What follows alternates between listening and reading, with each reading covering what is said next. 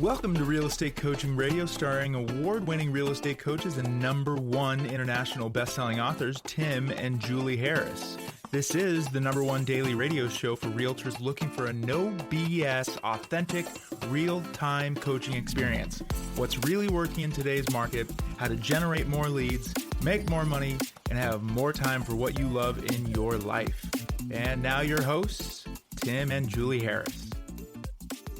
Welcome back. We certainly appreciate the continued support and continuing to make this the #1 listened to daily podcast for real estate professionals in the world. So as such, and having a big coaching organization with lots of folks working for us and other touch points with all of you guys, I have to say, Julie and I have noticed something we haven't seen in a long time, and that is a lot of what I can only be describing as fear. And I think that's happening for rational but mostly irrational reasons. And so that inspired Julie and I to talk about something called 10 Secrets on How to Stop Worry and Doubt. Because what we're going to do is we're going to take you through 10 things that, frankly, a lot of you are going to find very familiar, especially if you're longtime podcast listeners. But we're going to be reminding you that ultimately you are in control of your emotional state. And not feeling like you're in control of your emotional state is the state of being human. That's right. It's normal, and that's okay. But maybe it's not okay to not do something about it. You are in control. And, that is sort of a podcast theme that we have. But this is going to be a 3-part series. So if you're somebody who likes to take notes, now's a good time to get started on that.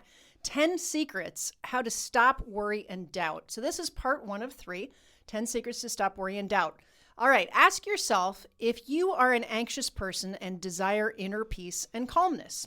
And maybe you're not naturally an anxious person, but maybe sometimes you are. I think we all can admit to that. And let's just take a little pause here and let's acknowledge the fact that there are some things going on in the world. There's some things going on with interest rates. There's some things going on with housing inventory. There's some things going on that will naturally cause you, if you're not essentially conscious of the fear that's starting to boil up inside of you, that will cause you to go into a state of complacency. So as we're going through this, we're not going to specifically acknowledge, for example, Crimea and the Ukraine. We're not going to specifically acknowledge any of the things that are happening with housing shortages and whatever, because we don't want to pull you down into this, the downward spiral of emotions. What we're wanting to do is elevate you beyond the things that a lot of you guys are overly attaching yourselves to. Because what you're also ultimately going to realize, and this is, I'll save you from having to listen to all 10 points if you guys don't want to listen, is that ultimately the housing market is going to, you're going to be incredibly successful no matter what direction the housing market is going, no matter what direction geopolitics are going, no matter what direction interest rates are going, which, by the way, interest rates will not be risen now because of the war, basically, that's happening in the in Ukraine. That's at least the prevailing thought. So the Fed is going to hold off on interest rate hikes. So that's going to be something that I think will be beneficial to your buyers. You're going to, all the different things that maybe would affect a normal business don't necessarily affect yours because you're in something that everyone needs, which is housing, and there's massive pent-up demand. So ultimately, you guys are in the right industry at the right time. Now, it's critical that you have the right mindset and approach. Otherwise, you'll miss this opportunity and you'll get sucked into the downward adult failure spiral that plagues so many humans, especially during times of change. That's right. You said something really critical, I hope that they noticed, and that is when people get overly stressed or worried, whatever the problem du jour might be, and sometimes you're thrown many of them, as you may be feeling right now, the human tendency is to do nothing, to become complacent. So our job here is to help you through that and make sure that you're not falling victim to it. So ask yourself, would your daily life be more enjoyable without stress washing over you? Of course it would. Do you feel triggered more than you used to? Our podcast series is designed to recenter you, to help you focus on what's right and peaceful in your world, and to give you new thoughts as well as strategies so you can flourish by living your best life. It's normal to feel worried, to feel stressed, and to be occasionally overwhelmed. But we're going to share ideas on how to move forward past those success-stifling emotional states. As you lead yourself forward, you will lead a path for others to follow. And the series is designed to take your stress and anxiety levels down significantly, but more importantly, to give you specific strategies by which to live a better, more peaceful life. As always, to educate you, motivate you, and get you into action. And just so you guys know that Julie and I don't even remotely think we are above the emotional strife that affects, normal humans. We wrote this probably 50% for each other. because this is very cathartic. Cathartic is like when you're, for example, we're writing these 10 points and we were going on our walk this morning, 90 minutes, 6 miles, and we were just actually reflecting upon these different points and talking about them with more intensity. And I hope you guys will take the time to do the same thing, because what you're soon going to discover as we go through these points, a lot of these points we learned from the Stoics, but we're going to give you reference points for some of these other things. You'll, I think, enjoy, or shall I say, you'll take comfort in knowing that the human condition is to always basically go to a state of worry. And that unfortunately does result in, a complacency, as Julie said, but also ill health and ill finances and ill relationships and the rest of it. But you do have an alternative. You do have a way of controlling your mindset. And what your mindset ultimately is, if you want to think of it this way, it's a set of filters that anytime there's a thought that's trying to pass through the filters that does not, meet the level that you have set within that filter, that thought can't go any further. Now, I'll give you guys a little trick to this. Sometimes you'll have some negative thoughts that'll creep into your head, or negative, just doesn't matter. Some crap that's bouncing around in your brain right now. The worst thing you can do is try to figure out the genealogy of it, right? Don't go back and try to figure out why you're thinking the way you think, and don't try to unravel or put the onion back together. Don't worry about why you think the way you think, because thinking about why you think the way you think actually causes you to, guess what? Think more about what you don't want to think about. Which leads to analysis paralysis, and now we're right back to complacency. And that's ultimately the bane of anybody who wants to be successful, is trying to figure out why, I'm having this anxious feeling, or I'm feeling this anxious thought. Why am I feeling this way?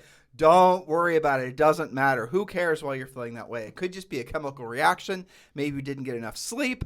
Maybe, whatever. You're not being media free enough. Yeah, exactly. It does not matter why you're thinking or feeling the way you're thinking or feeling. Stop giving yourself so much credit for being some sort of big thinker with regards to being in control of your emotions. None of us are.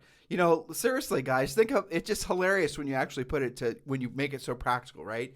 Why do you feel the way you feel? Or maybe after lunch, or maybe you're before lunch, or maybe you've had too much caffeine, not enough caffeine. Maybe your dog kept you up all night. Maybe you need some sleep. Maybe, who knows why? All these little sort of things that are constantly, circulating or surrounding us, they're going to cut, and then you enter in media, then you enter in people that are also having bad days. That's called life. Life goes on, exactly. Right? Life happens around you all the time. So to stop, to not try to, again, unring the bell about why you're thinking the way you think.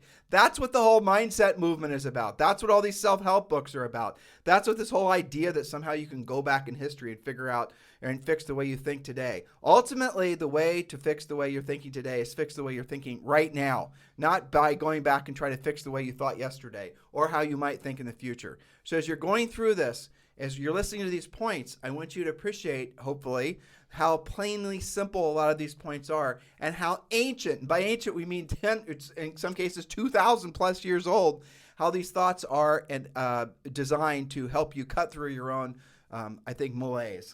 That's right. So you mentioned in passing the Stoics. Well, what is Stoicism, and how can it make you a better person? Just a tiny little piece of history here. Stoicism is a school of Hellenistic philosophy founded by a guy named Zeno, Z-E-N-O, in Athens in the early 3rd century before Christ. That's over 2,000 years ago, guys. So how could this possibly apply to our modern daily lives? Well, because Stoicism is a philosophy of personal virtue and ethics governed by its system of logic and its views on the natural world, what Tim was just talking to you about regarding filters, your mindset filters. It asserts that the practice of virtue is both necessary and sufficient to achieve a contented state of being, flourishing by means of living an ethical life. I think we can all relate to that. So let's take the Stoic. There are several of them that have become pretty famous over the years. But you and I yesterday, when we were writing this is what's really fascinating. At 3rd century before Christ, right? So I want you guys to consider that the things that we're about to share with you, many of these points, were written and were essentially became, I think, the philosophy of how a lot of people tried to govern their lives by before Christianity, before many of the major religions. This information that we're sharing with you is essentially ancient world information. Yes, it literally comes somewhere in between when people were believing in and worshiping the Greek and Roman gods. Yep. And before Christianity, but it also crept into when Christianity was starting to get root. So it's an interesting place in history, actually. And for those of you who are raised in a church like Julie and I were, you will then hear a lot of Christianity that's intersprinkled into these points. But the points are, say, for example, the first one Julie wrote down is Marcus Aurelius. And then there's some other points from these other Stoics. And you'll say, well, that sounds a lot like something I learned in the Bible when I was a kid. Well, it's because that's where they got it from. That's right. There were a lot of Stoics that were indeed contemporaries. So during Christian times. Contemporaries with Jesus Christ. Yes. And the apostles, etc. So, right. All right. So let's take the Stoic Marcus Aurelius, for example. He was a Roman emperor as well as a Stoic philosopher. And during his lifetime, you guys think you have stress going on, there was heavy warfare, plagues, that kind of sounds familiar, many conflicts, as well as family dramas, people were living and dying and marrying each other and mixing families and all these things. So he had a lot to think about. He had a lot of good reasons to be anxious. And you think we've evolved. Yes. Right. But how did he handle it? And this is something a lot of people refer to, his writings.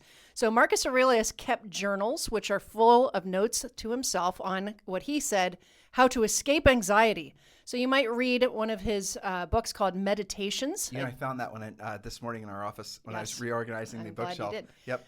Things are always related, aren't they? Yes, they are. But Aurelius wasn't alone, though. The other Stoics had a lot to say about this as well. Epictetus, I think I'm saying that right.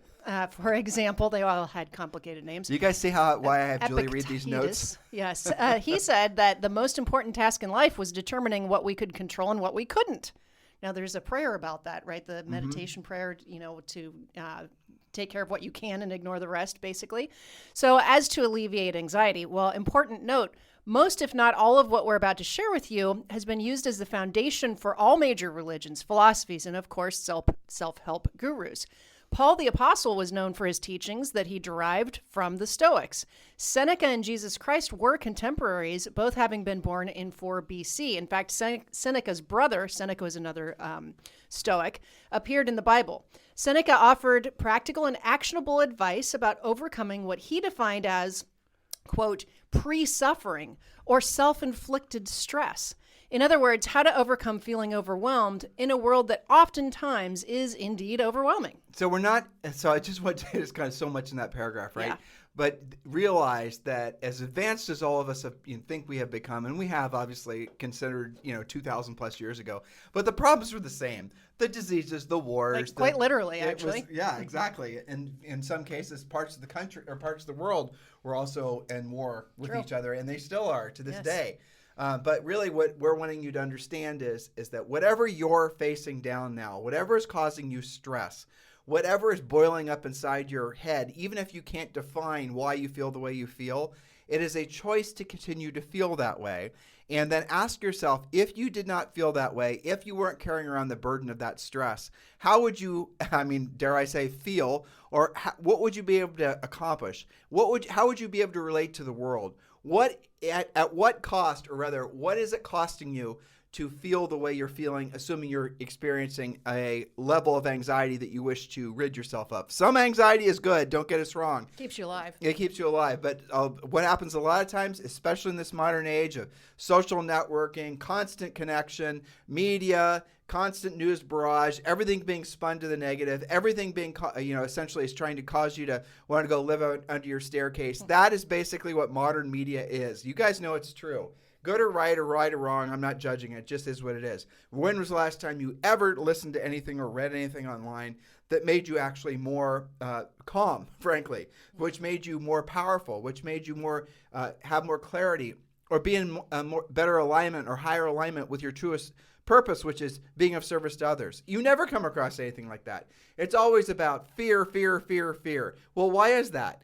Is it because they're trying to control you? Is it because they're trying to manipulate you? Or is it because it's easier to monetize fear by getting you to click on something that's scary? Probably, but actually I think it's something more basic than that. Obviously, there's a commercial aspect to, essentially being a fear wrangler in the media, but it also goes to the fact that they themselves, the creators of the fear, probably are feeling all these emotions themselves, and because that's how they fear, or how they think rather, they have no control of their own, dare I say, mindset, causing them to mirror to the world how they are actually internally themselves.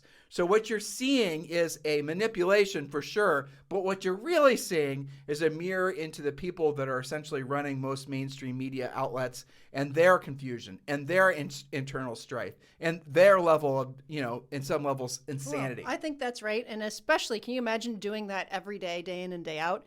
I think that reality and non-reality would probably blur, and I think sometimes they don't even know they're doing it. Yeah. And because they're so in it. Well, this is, again, if you don't listen to all 10 points, this is the other reason Julie and I say just go completely media free. That way you don't have to try to, run through the different filters, whether it's propaganda. It's become exhausting to run your filters all the time. And it takes you off mission too. And your mission is being of service to others, to become the best version of yourself as a real estate practitioner, helping people primarily sell homes. And the more you I say saturate your mind with all this crap, the less likely you are to ever be in alignment with the person that you could otherwise be. You move yourself further away when you allow fear to dominate.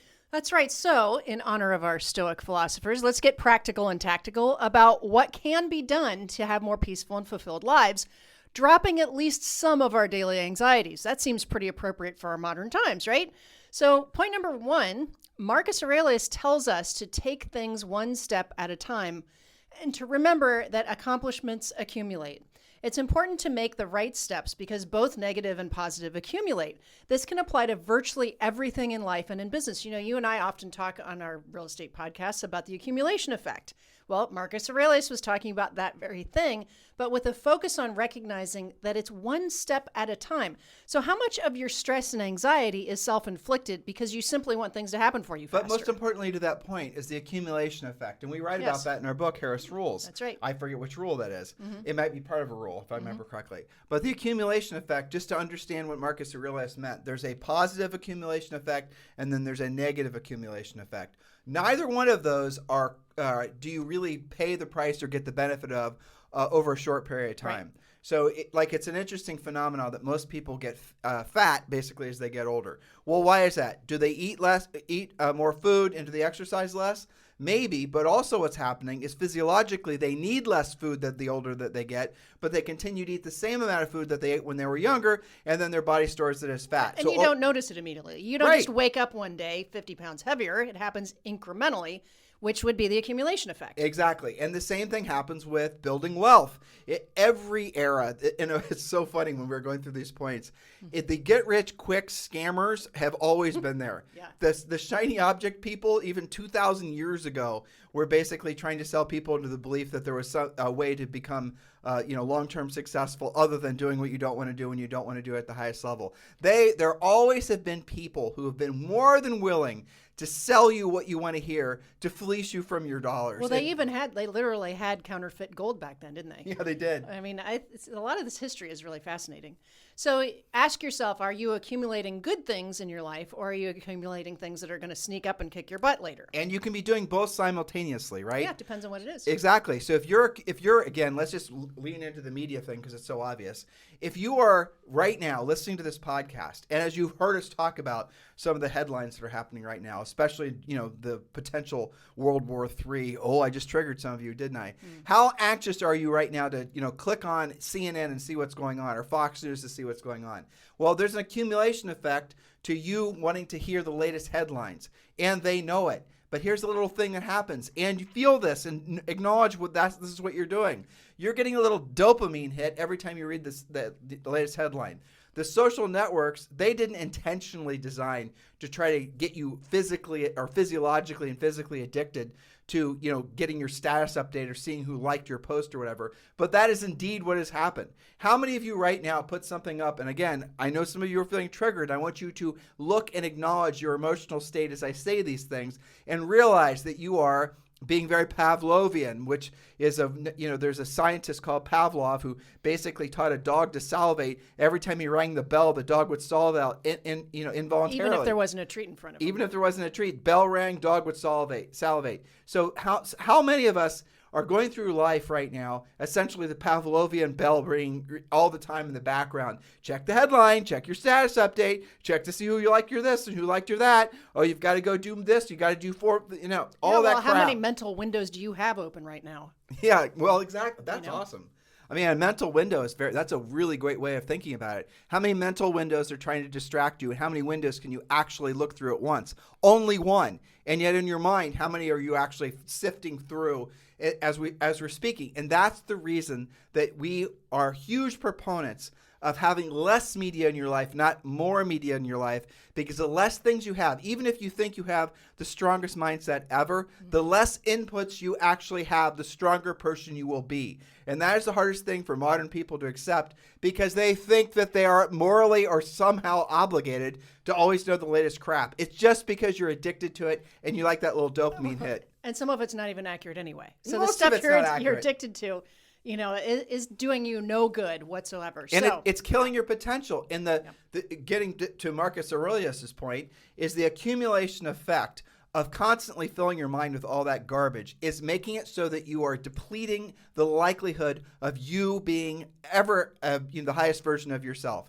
Because you're so wrought, your brain is so saturated with fear, so saturated with distrust of humans. You're being, essentially you're taught. being manipulated. You're being taught to be tribal. You're being taught to believe there's only so much to go around. You're being taught to believe that, rich people are evil. All these other things. That's what you're being taught if you ingest too much media. You have to be in control of that. Remember how we started this pod today saying if you're feeling, an unusual amount of anxiety right now, start by realizing it's because the inputs that you're allowing to, get into your brain, get into your eyes, your ears, the people you're surrounding yourself with, your real and virtual environment. It's self-inflicted, in other words. 100%. So just like your computer or, your laptop or your iPhone, if you have too much stuff open all the time, what happens? Your battery drains. Just like mentally, you can drain your battery. Well, emotionally, it locks up. It has a shorter lifespan, right? Your technology will die on you faster. Jilly is throwing down the parables today. Anyway. Yes. Point Okay. number 2. Now, the Stoics also said, point number 2, practice gratitude. They said, we are lucky to be alive. Don't take it for granted because then you are wasting your life. It's called the present because it's a gift. I think that's important to remember. Find happiness now in this present moment. And they talked a lot about that, not just Marcus Aurelius, but all the Stoics talked about really appreciating where you are now and not inflicting harm on yourself so that you don't appreciate that moment. The stress comes from living too much in the past or living too much in the future. So that's where the stress comes from. This is the reason that Julie and I always suggest when you're trying to unring your own bell, don't worry about why it was ringing in the first place, because that then puts you in a place where it's just going to ring louder, because now you're putting yourself in the past wondering about... You're giving it too much credit. You're giving it too much power. It's so interesting. Like, I remember I was having a conversation with my brother about a shared memory. He was there. I was there. I was 3. He was 6. And my memory of that experience was completely different than his memory of that experience. And I thought that was, and he was a little bit aggressive towards me because my memory was different than his. And he obviously didn't want me to adversely, change the memory that he had. He had mostly a great memory of this, and I had something was different. But it was fascinating. The learning experience there was what your memory is not something that you can absolutely trust 100%. It is absolutely going to be open for essentially modification constantly, by your filters. So even though you think something happened in your past the way, your memory remembers it, it probably didn't. Or if it did, maybe you've added things to it over the years that have made it so that it's even worse than it actually was. So why the hell would you actually think about it anymore? Why define yourself by something that may or may not have happened in the past? Look how that's adversely stealing from your present. And the same thing goes with the future. And I think right now, frankly, what a lot of people are mostly plagued by, especially in our industry, is over worry or worry at all about what comes next in housing. So again, we're going to summarize this. Here's what comes next in housing. You're going to be incredibly successful because there's a record number of people, like an all-time historic record number of people that have to buy or sell real estate. Yes, there's a slowing of inventory, but this time last year, Julie checked, there was 1 million homes for sale. This year, resale homes, there were 1 million homes for sale. And yes, this year in 2022, there's 500,000 homes for sale. Last year, not including new construction, we think, if we remember correctly, there were 6 million homes that sold, which means that there were 12 million real estate transactions. The average commission, I'm going to guess, was probably, what would it be? Hard to figure out. 3 times 12 to 15 grand. Yeah, each, right? Yeah. So that's how much money basically agents made last year. And you guys are worried that there's not enough to go around. There's enough to go around as long as you're willing to do what you don't want to do. just have to find it. You have to find it. You have to go after it. You can't just wait for you can't just sit on the shore and admire the pretty lake and waiting for a fish to jump into your grill pan, right? You got to go after the fish. That's what the world is trying to tell you. And if you've been waiting around trying to be a passive lead generator and passive at all things in life, you are going to starve. And I mean financially and hopefully not physically, but you guys get the idea. And by the way, we've done podcasts all about that. Well, it's and our we coaching have program. coaching program Right. all about that. So if you're thinking that your only resource is the MLS, that's probably frustrating you right now. And you've got to upgrade your thinking and do the work. So that's right. So let's talk about practicing gratitude. One of the best ways to put yourself in a state of gratitude is to literally think of 3 things that you're grateful for. And if you want to take it to the next level, tell in humans, right? You could talk to, honestly, you can say this to your dog too, but it's more beneficial if you Say it to a parrot so it'll say it back to you. Exactly. Here's where we're going. Show overt gratitude towards somebody else. Or just feel the senses of gratitude. What are you grateful for right now? This is so magical, guys. I really hope and pray that you guys are willing to set aside egos and skepticism and just have this little bit of a mindset exercise with Julie and I. Name one thing that you're grateful for right now. What is it that you're grateful for? Hopefully you're all saying this podcast. We certainly appreciate it. Give us a 5-star review on iTunes. By the way. Yeah, by the way. Okay, but what is it that you're grateful for? Think of it. How about this? If you're really wrestling with this, you should be grateful for the fact that you can listen to this podcast, which means you probably have a nice, mobile phone, which maybe 10 years ago you could have only dreamed of having. There's a lot to be grateful in your communication device, if nothing else.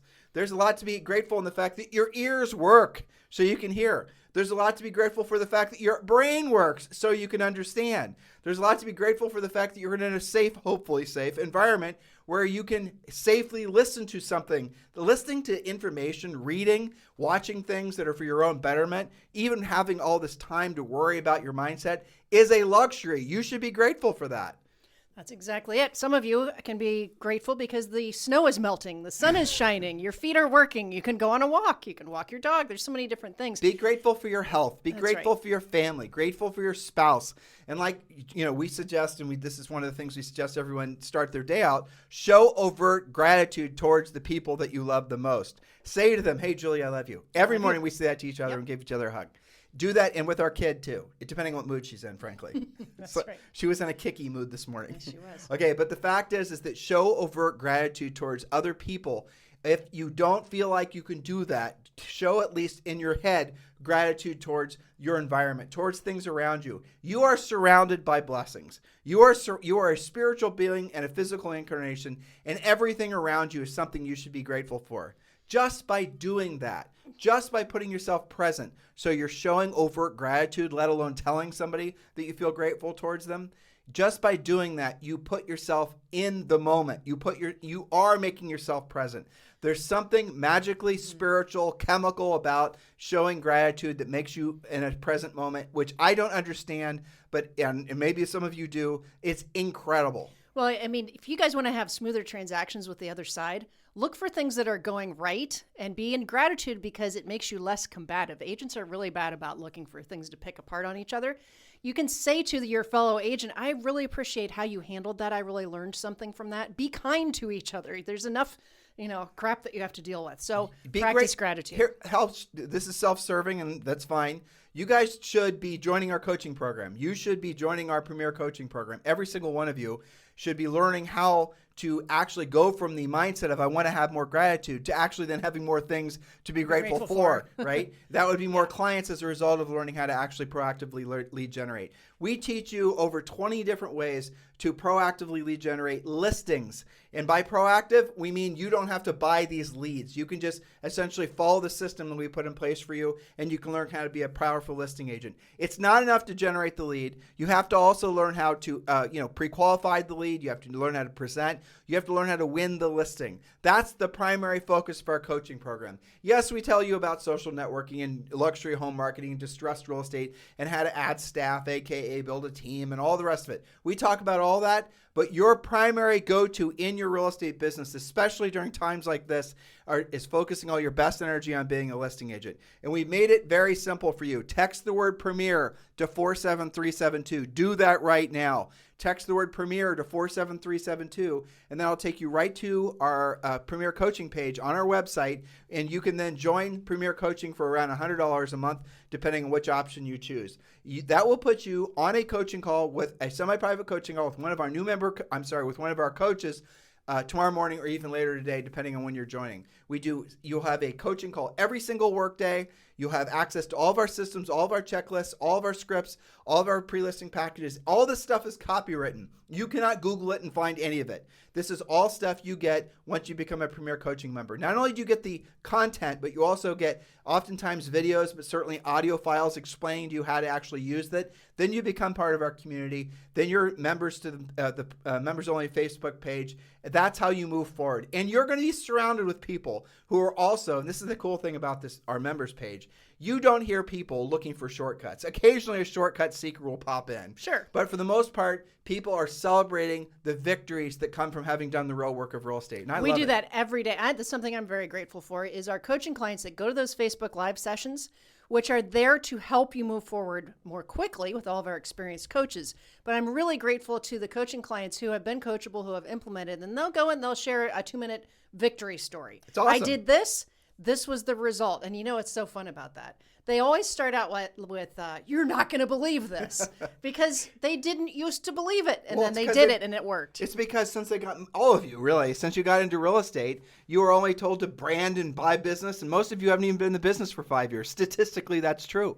So you come in contact with Julie and I, we're telling you that you are frankly doing the business backwards. And if you want to make profit from this business, if you want to have a business that's long-term sustainable, that's not going to necessitate you essentially spending all your profit to buy a business, we're going to teach you how. And when people finally wake up to the reality that they can actually have a predictable, duplicatable business, real estate business that produces consistent profit, and with that profit, they don't have to have ups and downs in their incomes anymore, and then they can start reinvesting that money to become rich, or their money works for them and they no longer have to work for their money. That is something that is magical when people put those thoughts together. That's what the coaching program is about. So text the word Premier to 47372. Remember, message and data rates may apply. Point number 3, Julie. Yes, back to our friend Marcus Aurelius. He said, quote, remember that you don't have to have an opinion on that. I love that point.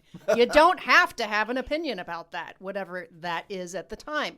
Maybe you just see things as they are without branding the situation as good or bad. It's simply a piece of information. Your projections or beliefs may not actually be necessary. We call that, in modern times with our coaching, it's too soon to tell philosophy. You don't have to brand something, oh, that's awesome, or that's not awesome. The world is coming to an end. It's not coming to an end. There's so many practical things in real estate about this. I get a lot of emails, from coaches and clients and stuff. This happened. What do you think about it? What should I do? And it's always something like, a negotiating point or an inspection thing, or, well, just give me the facts. What are the facts? But reeling this in and having it focus specifically on what Marcus Aurelius meant, there's where my mind went was what you said, but also the reality of that people feel obligated, even if they're ignorant about a specific thing, to have an opinion. Yeah, to have and so what they'll often do, because they feel this social pressure to have opinions on things, is they'll just grab headlines and glam to whatever their tribe is telling them to say or think. Whatever seems to be the popular way to go. So I'll tell you guys a little secret that all of you know is true already, so it's not a secret at all. The more you talk, the more you allow people to realize what you don't know. So if you want to actually have an advantage in life, keep your mouth shut, because then people don't know what you know, but they also don't know what you don't know. Yes. And when people learn what you don't know, then you sometimes will, rule yourself in or rule yourself out to the listing or to the relationship. The best thing to do is keep your mouth shut and ask questions about what someone's saying and show sincere interest. And don't have an opinion about everything. You don't have to have an opinion about anything. Your desire to have an opinion is your ego making you think that if I don't say something, I'm somehow going to be seen as less than, or I'm going to feel less than. But the reality of it is the person, Marcus Aurelius, who, was the point he's making, is keep your yaps shut, don't have an opinion, observe how other people are reacting and feeling and thinking, because here's the really crazy part of all this. Look how frequently people go from thinking triggered about one specific stupid thing, and then 2 days later are off to something else. and yet they burned themselves out. They The got all stress and emotional. anxiety come back. Right. They stress and anxiety. They got manipulated to thinking that they had to have opinions about something. And during that heightened emotional state, which is abnormal, it's bad for you, they weren't actually in alignment with their purpose on this planet, which is being of service to other people. They maybe even ran people off that otherwise would have More wanted than to do likely. business with them. Yeah. That's right. So again, with the self-inflicted stuff, right? You don't have to have an opinion about that. It's not up to you. What you're being opinionated about is taking from your life energy most times. So this is why, for example, I mean, again, let's take it back to real estate. These guys are being asked, what do you think is going to happen with the real estate market all the time? Well, that's asking for an opinion. This is why we have entire podcast series about the facts, right? So that you're not simply speculating and having an opinion that you're just pulling out of air, or a headline that you read, or something that somebody posted on Facebook. Oh, well, what it comes up must come down. We must be in a boom. There must be a crash. Did you just read that and now you're spewing your opinion about it And with why no was facts? and whoever was essentially parroting their opinion, what was their motivation?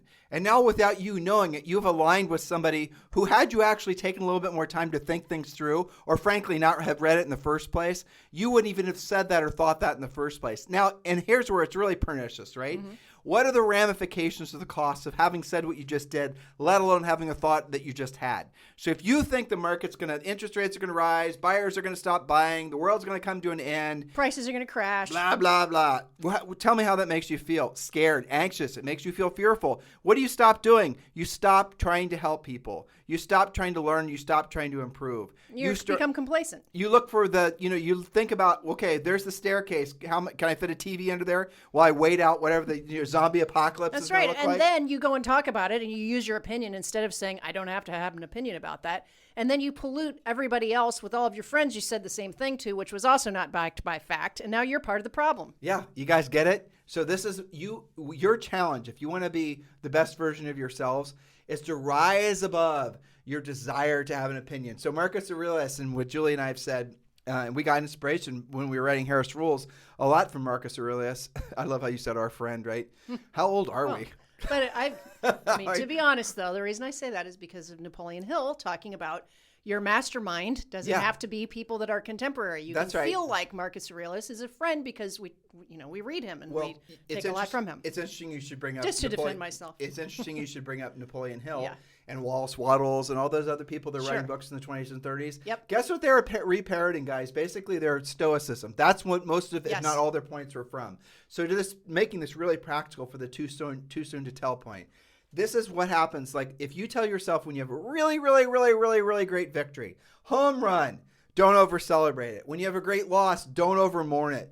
Don't put yourself in this emotional state of high highs, low lows. Don't do that because you'll wear yourself out. It's exhausting. You have to tell yourself it's too soon to tell, because you are not here just for a short term 1 or 2 month, victory dance. You're here for the long run. You want to, Julie and I was thinking about this morning.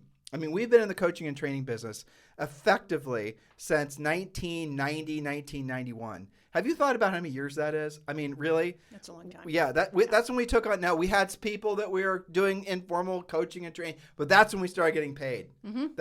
And you're not a professional until you get paid. Nope, that's right. Yeah, you're not an author unless you've sold a book. You're not a speaker unless you Multiple times, by the way. unless you got paid to speak. You're not a coach unless you got paid to coach. Otherwise, you're just somebody that's an amateur, basically. That's the defining difference between a professional and an amateur, or frankly, someone who's not even an amateur, is whether people are willing to separate themselves from their money to That's actually true. listen. Mm-hmm. But guys, these are 3 really profound points, and we're going to get to the other 7 points tomorrow and the following day.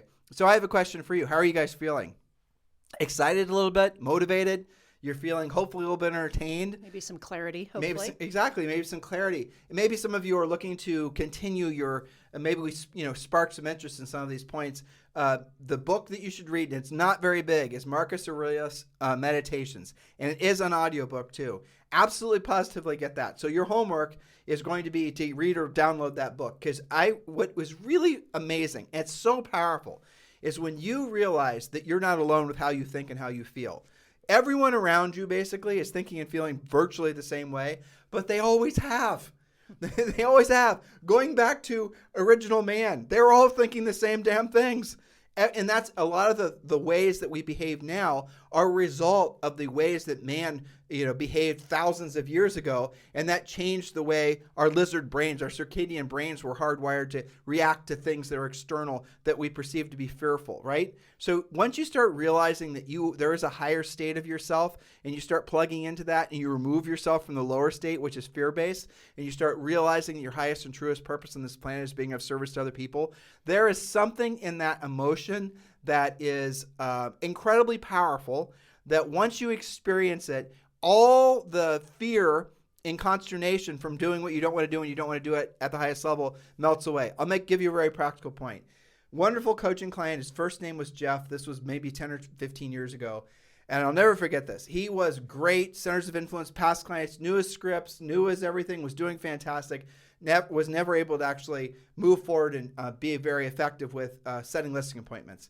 Then finally, we had this conversation that was not so dissimilar to the conversation we just had now. It may have been based on, Marcus Aurelius' book, where the takeaway was he wrote down on a piece of paper, I am here to be of service to other people. So where he was getting wrapped up was over associating his internal value with how somebody reacted to him on the phone. In other words, they will sometimes not react favorably. Sometimes they'll be offended. Sometimes, there are scenarios that happen when you're doing the real work of anything where you get rejected. Well, he was internalizing that to an unhealthy level. And by him disconnecting, it didn't happen right away, but it started with the thought, I'm of here to be of service to you. And that's what he said to himself when he picked up the phone. And that's what he sometimes said to the prospect when he was talking to them. Then he knew that no matter how they reacted, that he was still going to be in alignment with, I'm here to help you. You must be acting this way because you're scared. You must be acting this way because the lack of a sale of your home is causing you financial problems or maybe even interpersonal problems, whatever. He was realizing that their emotional reaction was their fear mechanism, and his highest and truest purpose was to essentially not allow himself to be pulled down into their fear mechanism, muck. His goal was to help them rise above it. And in doing so, not only did he become incredibly effective at taking listings, but he also became far more conscientious of himself and the power of his own mindset. I remember you telling me about him. It was awesome. Okay, because I remember we've had lots of similar coaching stories where people have said, as soon as I stopped making it all about me, I had a breakthrough. But I remember you telling me about Jeff because I do remember that he had a very significant breakthrough, both not just financially because he was taking more listings, but as a result of taking more listings and being paid, for that, He was more confident. He was less emotional about everything. He became both a better business person, but also I think probably a higher level of maturity as a person. So, and I remember, I believe if I'm recalling the right person, they had a young family at the time. Actually, it's funny you read my mind because they had I think they had 2 little kids. Yeah. I was just thinking as you were talking, I was coaching him when his kids were born. And now I'm thinking to myself as I'm standing here looking at you, those kids are probably all getting ready to go to college. I know. We've been around a while. We have. But the point is the same. Yeah, it is. And that's really that should be something that comes from essentially being in tune with yourself. Yes. And removing yourself from that fear state. That's right. And there's ways that you can manage that. I think one of the main differences between the Stoics, and boy, are we blessed that their writings exist, right? That was a long time ago. But one of the main things is it's not that they didn't have any stress. They probably had more stress than all of us did or do. It's how they dealt with it, right? They were more present. They used journaling. They did all of that kind of stuff. So you can have mechanisms like talking about Jeff. Instead of taking the rejection so personally, you can recognize it for what it is. If somebody doesn't want to list or buy with you right now, it's not no forever. It's not no, I hate you, you suck. It's just no, not right now. Move on, make the other thing, or find out what their real problem is and be a problem solver. The modern interpretation of how you should be running your real estate business that's taught by everyone but us is the antithesis of Stoicism. Yes. It's the opposite of Stoicism. It is all about you. It is all about your ego. It is all about how you're perceived. Yes. It's not about offering something to other people that's going to help improve their stance. It's all about you trying to become an influencer so that somehow that's going to make people want to associate with you and do business with you. Guys, it is a pathway to failure. The reason that people do business with you is because you are worthy of them choosing to do business with you. You have proven yourself in the marketplace, not from your TikTok videos or not from your branding. You've proven from having helped other people. You've earned the right to be successful. If you're not successful now, and we shared with you guys this point the other day, if you're not successful, if you don't have the quality of life, the health, the happiness, the wealth, everything, it's because you have yet to form the neural pathways between the number of people you help at a high level, and the realization that the more people you help at a high level, the essentially more of everything you're going to experience in life. That is the relationship. So if you don't have what you want in life, it's because you have not yet helped enough people at a high level. That's the last part. That's critical. I talk to people all the time. I do this, I do that. You have not actually helped them transact. That's the high level. Which brings us back to point number 1, the accumulation effect. Everyone, even the most grizzled veterans that have thousands of past clients, they did it one transaction at a time. Correct. So if you're feeling like, well, how can I get there because I've only done X number, a handful of deals? Well, that's how everybody starts. So if you've done 5 deals, do your 6th deal this week. It's the accumulation effect. And start putting yourself in a mode of accepting that you have to do what you don't want to do, and you don't want to do it at the highest level. Don't allow your fear of rejection be the thing that's going to ruin you, because that's how a lot of you succumb to believing you can buy your business endlessly. And you can't. And you're going to discover it, especially in this new economy that we're entering into. You're going to discover what Julie and I have been saying on this podcast, which has been downloaded more than 20 million times, is the number 1 listened to daily podcast for real estate agents. You're finally going to not just hear our words, but you're going to start experiencing what we've been hopefully helping you to prevent. And many of you have listened, many of you haven't, but you're going to start experiencing what we said is true. What you're going to start seeing that the tide is going to go out, and all your fellow compatriot agents have been swimming naked. And most of them don't look good naked. No. I'm joking. Get out of the water. All right, guys, listen. We're going to pick up where we left off today, tomorrow. Thank you for continuing to make this the number 1 listened to daily podcast for real estate professionals in at least the United States. Love and prayers to the people that are suffering right now. I mean, all over the planet, but especially during this whole Ukraine-Russian conflict. It is unbelievably sad. But I have a feeling that we're going to see some miracles come as a result of this that are going to be unpredictable, and they're going to essentially they're going to change the world in positive ways, not just in negative ways. It's not just going to be like it's always been in history when one country tries to take over another. I mean, Julie, you wanted to talk about this, but just for the sake of your guys' interest sake, Google Elon Musk, Ukraine, Starlink. Those are your keywords. Yep. Go Google it.